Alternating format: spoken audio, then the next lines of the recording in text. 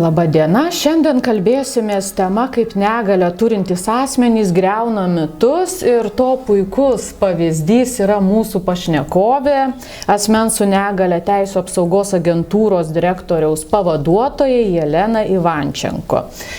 Jelena, negalė jūsų nesustabdė, atsiprašau, kad nuo jūsų pradedu, bet priešingai tapo tramplynu į profesinę sėkmę, į net sportinius pasiekimus. Kaip jums pavyko? Geras pasakymas, negalia manęs nesustabdė, negalia. Čia jūsų citata iš mūsų paskutinio interviu. Ji mane pasirinko. Taip, aš neturėjau pasirinkimo, kaip ir turbūt daugelis iš mūsų, vieni gali ją įgyti, mano negalia yra įgimta. Tai reiškia, kad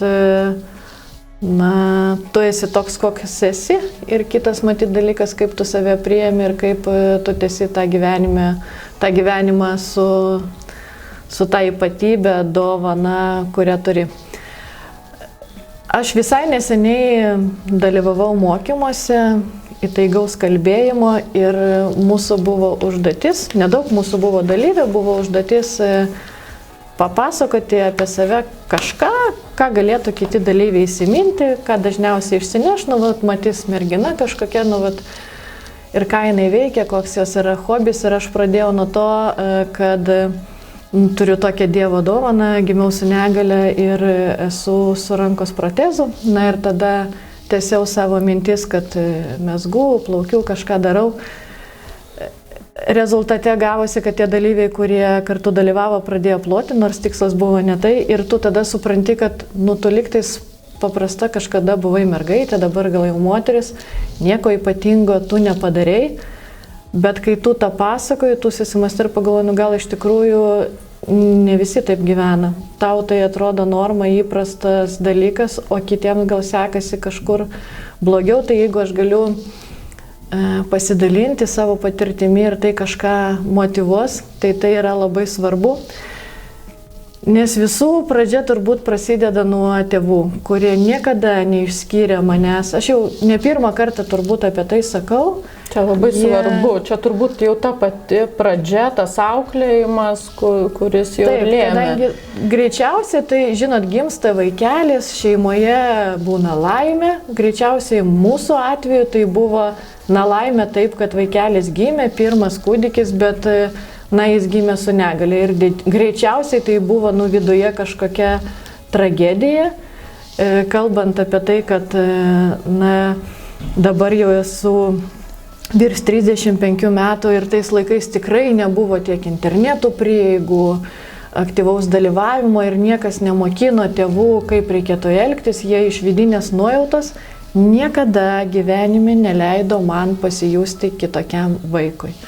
Aš visada buvau auklėjama ne žodžiais, bet veiksmais, kad mes viską darom kartu. Nebuvo, kad tu kažko negali padaryti. Ir ta istorija su mano raišteliais, kuriuos reikia užsirišti, aš visada pasakoju, kai sakiau, tai čia aš negaliu, tu mano užrišk, sako, kodėl tu negali? Tai pabandom ir tu užsiriši ir, iš tikrųjų, kodėl aš negaliu, arba kodėl aš negaliu vienokių ar kitokių dalykų padaryti. Taip, aš juos galiu padaryti kitaip, gal ne taip, kaip tai daro visi, bet aš juos padarau. Ir, turbūt didžiausia padėka yra tėvams, kurie iš vidinės tos nuojautos žinojo, kaip reikia elgtis, kad vaikas nepasijustų kitoks. O kai vaikas nesijaučia kitoks, blogesnis, turiu omeny prastesnis, tu gali jaustis kitoks, geresnis, pažangesnis, šaunesnis, bet tas svarbu tą tokią savivertę turėti ir tada tu visur eini kartu su visais ir atsiskleidžia visas tavo kitas jau savybės, kur tave Dievas apdovanoja arba kur tu gali įgyti tos patirties esant kažkur, kai tau kažkas sekasi, nes visi turim gebėjimų, tikrai reikia atrasti kur. Tai ir aš tos gebėjimus atradau, nes buvau labai aktyvi, niekas manęs nestabdė, leido klysti, bėgioti, susidaužyti, kažką bandyti, tada atrandi, kad tau sporte gerai sekasi, nes tu esi aukšta, ilgas kojas gali bėgioti ir ten tada tu pamatai rezultatus. Ir tas matyti įkvėpia tave tolimesniems darbams ir veiksmams, o tu tada keli savo tikslus, lygiai taip pat kaip ir visi mokytis, kažkur dirbti. Be abejo, tu pasirenki tokią sritį, kur tu galėtum realizuoti save, ir tikrai nepasirinkau srities kažkur galbūt dirbti aptarnavimo srityje, padėklus nešioti, kaip dažnai, nes studentai pradeda kavinėse, aš negalėjau to daryti, nežinau, kad aš tikrai nepanešiu lėkščių 2 rankose, nes jas reikia laikyti, ir nesirinkau, bet aš atradau kitų būdų, kur galiu būti naudinga, pavyzdžiui, kalbėti, rašyti, daryti pristatymus, būti kažkokia aktyviai kitur, ir tu atrandi, ir tada vyksta tas balansas. Labai svarbu turėti matyti tą balansą, ir tu tada kompensuoji to, ko negali, ir padarai tą, ką tu gali. O kai mokėtės mokykloje, būdavo toks momentas, kai reikėdavo parašyti, kuo tu nori būti užaugęs, ar apie ką tada svajojote? Svajojau mokyklos laikais būti psichologu, ir sakiau, kad turėsiu savo kabinetą. Vat ateis pas mane žmonės, aš galėsiu. Man labai patikdavo, ir dabar patinka bendrauti su žmonėmis, klausyti ir padėti. Man yra labai svarbu visada kažką daryti, kas turi rezultatą, padėti. Ir dar nebuvo taip populiaru, po to studijų laikais reikėjo laikyti matematiką. Ir aš supratau, kad čia ne mano sritis, kurią aš greičiausiai galėsiu išlaikyti, ir aš nestojau į psichologiją, pasirinkau kitą kelią, bet matyt, tas kalbėjimas, bendravimas vis tiek nepaleidžia. Tu gal neteiki konsultacijų privačių, bet tu turi galimybę, kad ir šiandien dalinti savo patirtimi, ir taip galimai kažkam pakeisti, pagelbėti arba motyvuoti savo pavyzdžių. O kalbant apie mokyklos laikus, ir visi dažniausiai klausia, ar tekdavo patirti patyčių mokykloje, ar turėjau sunkumų įsidarbinant. Mesgi dažnai keičiam aplinkas visokias. Ar tu ateini į naują darbovietę, susirandi naujų pažįstamų, ar tu mokykloje keiti mokyklą ir susirandi naujų draugų. Kadangi aš neturėjau nemeilės savo labai didelės, kad aš visiškai bijočiau ar neigčiau save. Taip visada yra nesmagu, kai tave apžiūrinėja pirmą kartą. Tai nėra labai jau šlikštu, bet tokį tu gali pajusti. Bet tai nėra ant tiek didelio streso tau keliantis dalykas, kad tu tikrai supranti, kad tai yra normalu. Nes tai, kad ir jūs šiandien atėjot, jeigu jūsų megztukas yra ryškesnis, be abejo, aš jį pažiūrėsiu. Ar jeigu mano yra žalias megztinis, tai be abejo pažiūrės, kad ryškus žalias, yra kažkoks kontrastas. Lygiai taip pat ir čia. Aišku, ne visi ir ne visada iš karto pastebi, kad pas tave nėra rankos protezo, bet aš ne visada mokykloje jį ir nešiojau. Ir aš tiesiog nejutau tam poreikio. Bet kadangi tu augai, vystaisi, tavo stuburas iškrypsta, tau tenka jį nešioti, ir tada gal net daugiau sunkumų, nes tada tavo reikia su tuo daiktu, jis turi tapti tavo. Tai kaip jūsų aplinka priimdavo? Tai kadangi visada buvau tokia aktyvi ir lyderis, aš savo gyvenimą, arba tiesiog geri žmonės tokie pasitaikydavo, šiaip tada reiškia visi aplinkui yra geri žmonės. Niekada to nepajutau, arba jeigu tai buvo daroma, reiškia tai buvo daroma labai taisyklingai, kad aš to nemačiau. Aš visada suprasdavau ir dabar suprantu, kad tai žmonėm yra nežinoma, nauja ir įdomu. Įdomu paklausti, kaip tu darai vieną ar kitą dalyką. Aš tą suprantu, aš visada suprantu ir galiu parodyti, kaip jis atrodo, kodėl taip nutiko. Aš tai nepriimu kaip nenorą su manim bendrauti, aš tai priimu kaip tik, kad žmonėms yra įdomu, kad aš asmeniškai pati nuo to netampu blogesnė. Arba negalvoju, kad jeigu aš tokia, tai su manim nenorės bendrauti. Kaip tik atvirkščiai, žmonės nori bendrauti, nes mato, kad sako, aš tai niekada nedrįstu šito padaryti, bet jeigu tu jau padarėjai, tai man gėda to nepadaryti. Ir tu supranti, kad visiškai ne apie rankos nebuvimą eina kalba, apie bendravimą su žmogumi. Tekdavo eiti į universitetą, skaityti paskaitų, kai dar dirbau nevyriausybinė organizacija apie negalią. Ir tu supranti, kad dažniausiai galvoja, kad jeigu dar ir pasako, kad ateis su negalia žmogus, kad vėl kalbės apie tai, kad kažkas kažką privalo duoti, kaip yra sudėtinga, kad visi įpareigoti padėti, kad neįgalus, lygus asocialus, nedirbantis, nekeliaujantis, mažai norų turintis arba tik kalbantis, bet nedarantis. Ir ateini, skaitai paskaitą apie tą negalę, pasakoju, studentai yra aktyvūs. Jie su tavim diskutuoja ir po to tu pasakai, kad, aš irgi pati turiu negalę, o tu dažniausiai sėdi, kai skaitai tą paskaitą. Aha, jau matai, kad jie pradeda tave apžiūrinėti ir tada sakai, turiu rankos protezą, tada visi taip į po stalą palenda. Ir tada sakau, kai jūs mane pamatėte ir kai aš jums pasakojau, jūs susidarėte apie mane įspūdį, ir papasakot kokį. Ir ten sako, ką pamato. Sakau, o dabar, kai aš jums pasakiau, kad aš turiu negalę, ar jis pasikeitė į blogesnę pusę ir jūs jau nebenorit klausyti, ką aš jums šnekėjau ir apie ką vyko diskusija? Sako, ne, mums dar labiau įdomiau. Tai, tu supranti, kad čia ne apie tai. Ir kad natūralu mes neturim bijoti, kad jeigu į mane pažiūrės, tai reiškia, aš esu blogesnis. Tai yra mūsų vidiniai įsitikinimai, su kuriais reikia dirbti. Ir tai yra labai svarbu. Ir matyti kiekvienas žmogus, ar jisai būtų be rankos, be kojos, su vežimėliu, su kalbos sutrikimais, su regėjimu, ne apie tai. Taip yra įdomu sužinoti, kaip viskas vyksta, tu apžiūrė akimis, mes taip gaunam tą informaciją pirminę. Bet ne apie žmogų ir apie nenorėjimą su juo bendrauti. Aš norėjau jūsų paklausti, iš tiesų, ką kiekvienas negalę turintysis gali padaryti, kad ta stigma mažėtų, kiek tai nuo jo priklauso, ir manau, jūs atsakėte į šitą klausimą. Bet pagalvau, kad aš pati esu patyrusi stigmą dėl rankos, būtent kadangi esu kairiarankė ir mokykloje darbų mokytoja atsisakė mane mokinti megzti, o jūs mezgate. Tik aš dabar pagalvau, kad čia irgi stigma. Tai kaip jums išeina megzti? Sudėtinga išmokti?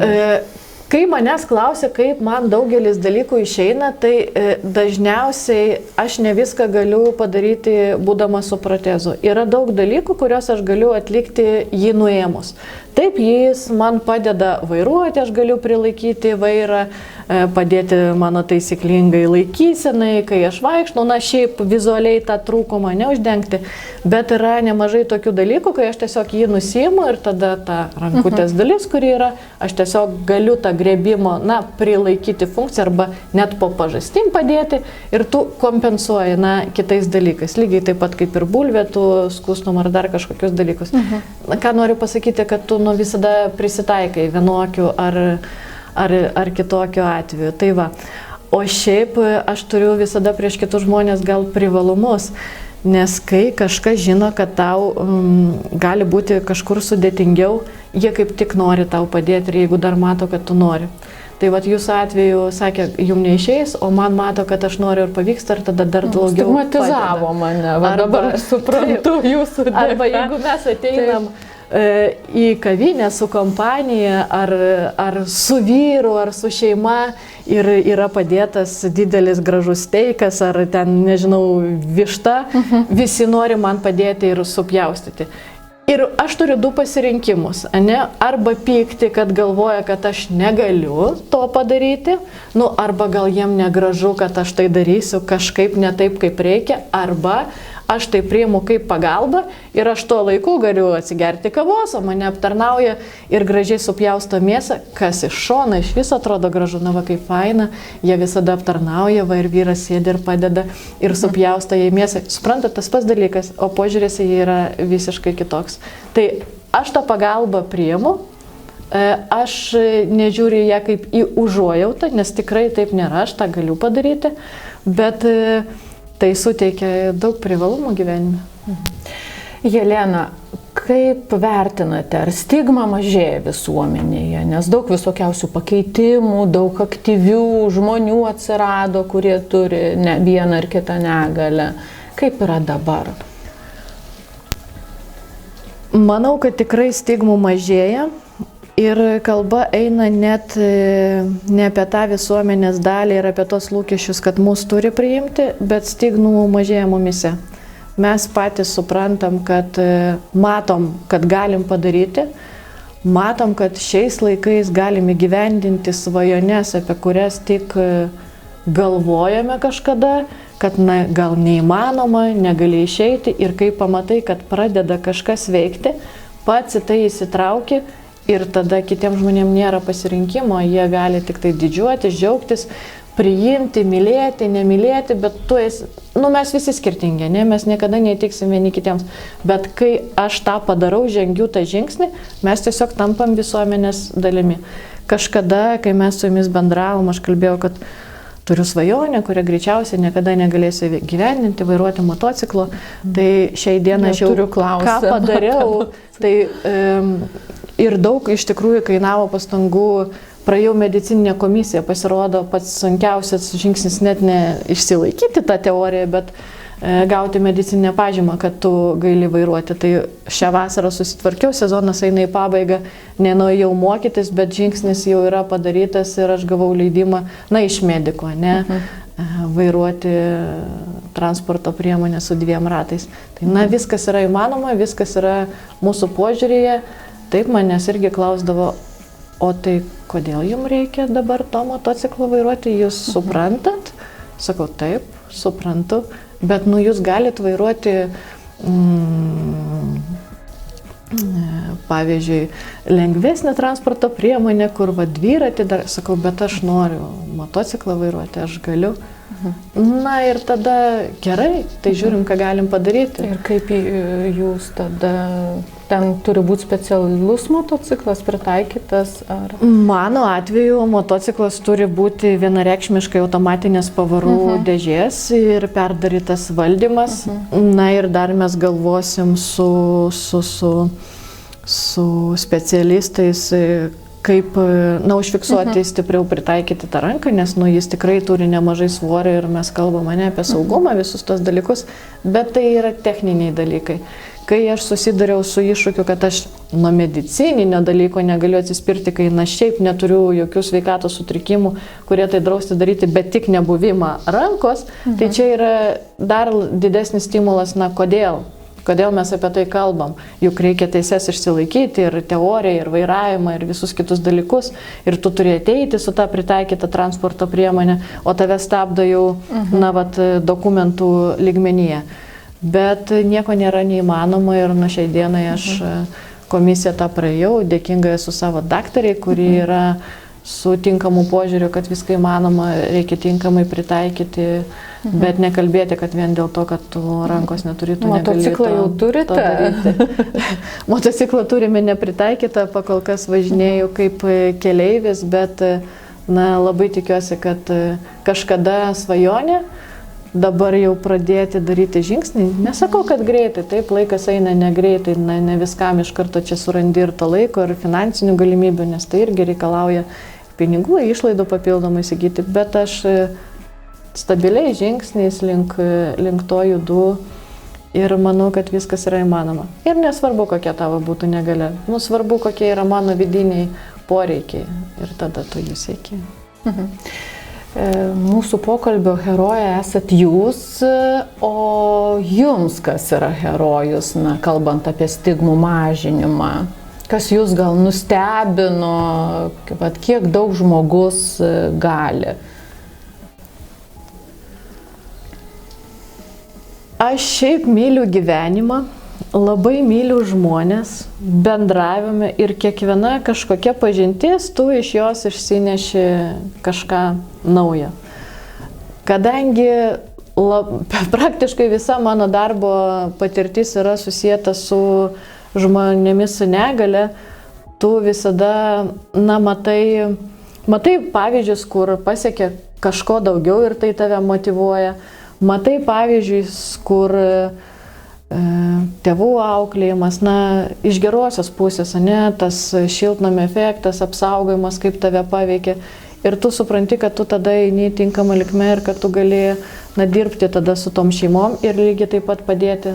Ir kai pasikeičia jų gyvenimas, tu pats irgi tobulėji ir tampi, ne, ir iš vidaus irgi visiškai kitoks po kiekvieną atveju. Tai tas turbūt labai motyvuoja.